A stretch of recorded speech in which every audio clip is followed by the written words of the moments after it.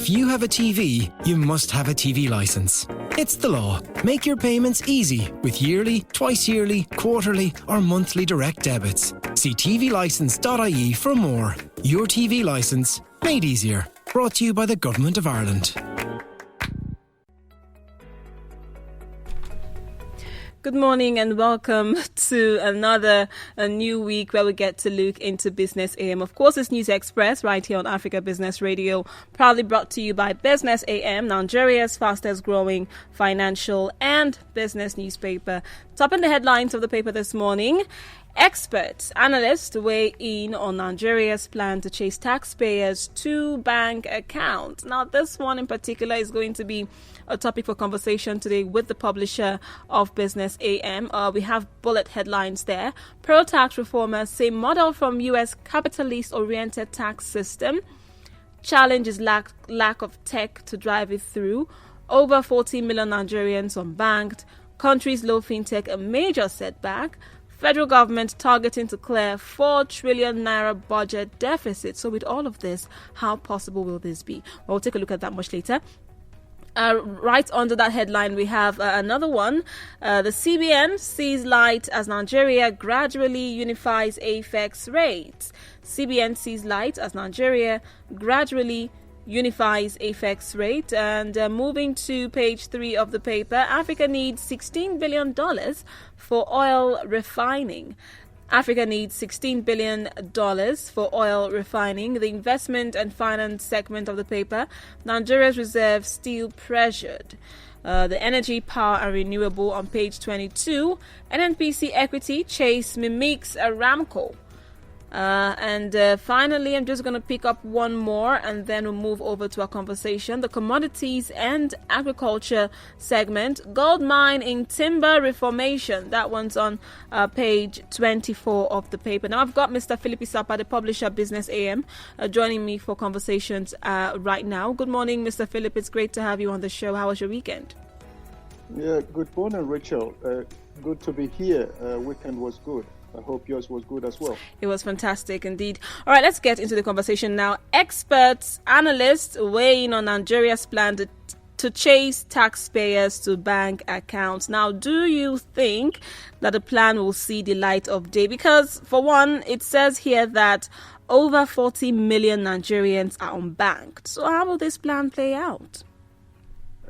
I think this stems from, Rachel, the conversation that has been going on for quite some time about tax to GDP ratio in Nigeria being on the low side compared to maybe South Africa and perhaps maybe Ghana or some other African countries, that because it is low and revenues have been quite tight for a number of years now. You know that oil has not been producing as much as it used to, especially with oil prices yo-yoing for the past many years.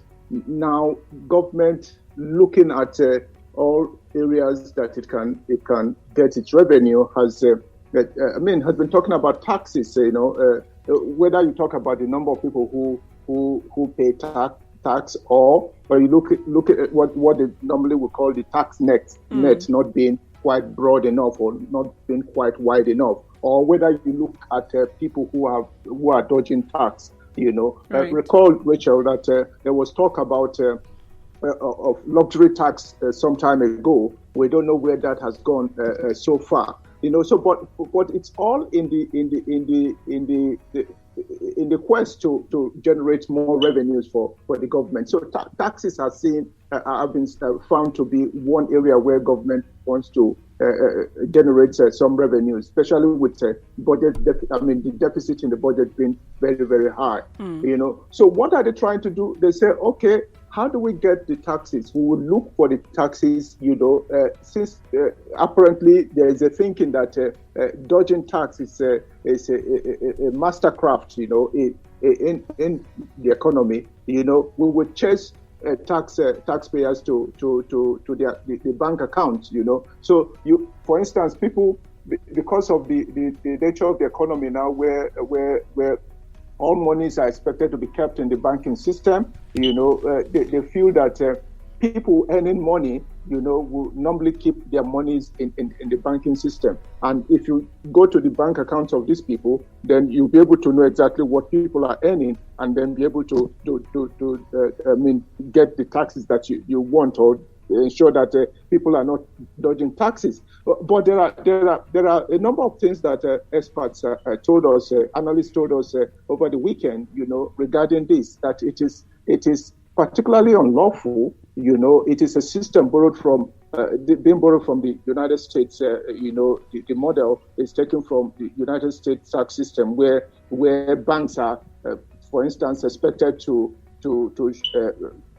provide certain information, that could help for government to chase people who might be dodging tax. Right. So there's a lot of challenges. We talked about the technology you need to get this going, which is lacking. You talked about the number of people who are unbanked, 40 million of those, but then you have to weigh that against the earnings that they are likely to be generating, Yes. for the purpose of taxation, So we have a low fintech environment, and again, you have to look at the environment not just in terms of the quality and quantity of fintech technology or fintech system in the economy, but also in the fact that over some time you have had government has been very, very, very unfriendly to fintech organizations, and that's been a very big problem. So whether you see the story we talked about a 4 trillion budget deficit rising continuously. Been rising for a number of years now. And that's what government has been trying to tackle, and then it's looking for money virtually in every corner of the economy that it can get, and this is what ways that it thinks it can do that. But there are ifs, there are buts to it, in the sense that legally it might be wrong, because experts have come to say, well, if this were to go on, the banks will be sued by bank account holders. Yes. And then so there's quite a lot to be cleared up in that respect. Yeah, I came by some analysts talking about this in your paper, agreeing with the idea, saying that it goes with the U.S. capitalist-oriented tax model. Why some say that, it's not right and it is tantamount to stealing.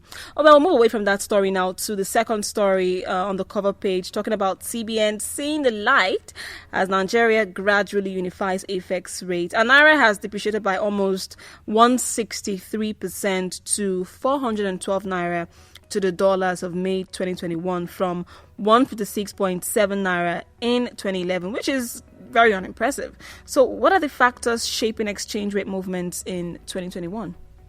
Well, Rachel, again, we go back in time. Recall that the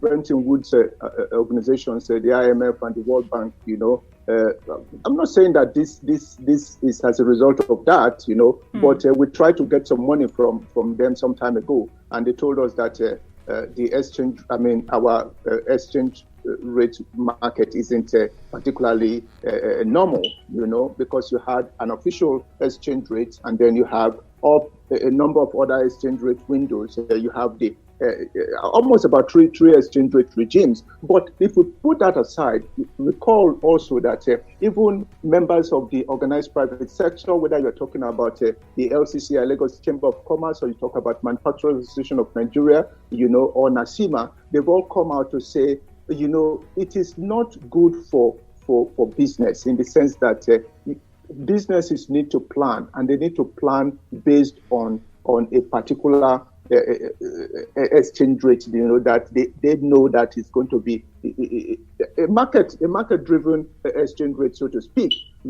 So when we went to the World Bank to try to get some money, they said, oh, well, that is an area that you need to clear out, But recall, Richard, we talked about this in one or two other programs in the past, where we looked at how the central bank was approaching it. We thought that we saw that they said they were not going to approach it in one fell swoop, that they were going to do this gradually, So over time, we have seen some systematic official devaluation of the currency, to match with the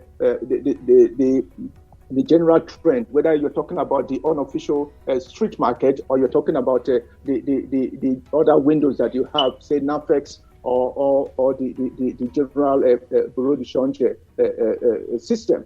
So you had that going on, and then government was looking at this, where our so to call it, our hands are tied now because we went internationally to get some money, and they said no, that this is what needs to be done. So they approach this gradually. I think the thing is the fundamentals of the market, that the market has to shape exchange rate determination, but there was a tendency in official circle not to allow the market to govern, because if you I think the fear was that if you allow the market to rule or to govern this exchange rate currency determination, then you are going to have a situation where the naira was going to lose its grounds, and then become almost like a paper money, There were fears at some point, that if you did that, perhaps Zimbabwe was a near sight, for the currency. So they've decided to go gradually. For a long time, the Central Bank of Nigeria used the forex, the external reserve to defend the currency, continuously defend the currency, which created an artificial rate, so to speak, because it wasn't going according to the market dictates. If you went to the street market, you will find that the exchange was trading far lower than what the official rate was. So they came up with this idea.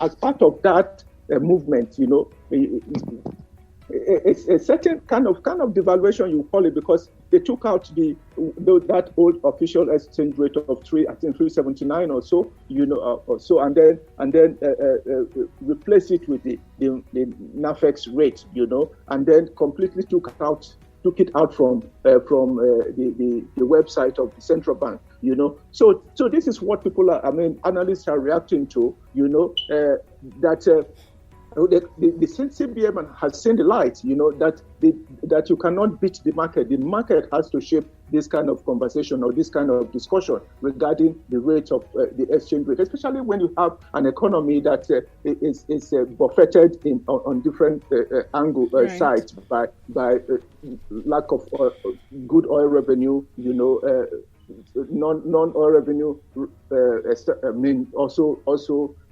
impacted by the global economic situation, So they are beginning to allow the market to shape things, and that people are seeing this as positive. Analysts at some of the houses we spoke to, they said it will boost investors' confidence. Again, that is very important, because investors have always been complaining that they don't understand the market.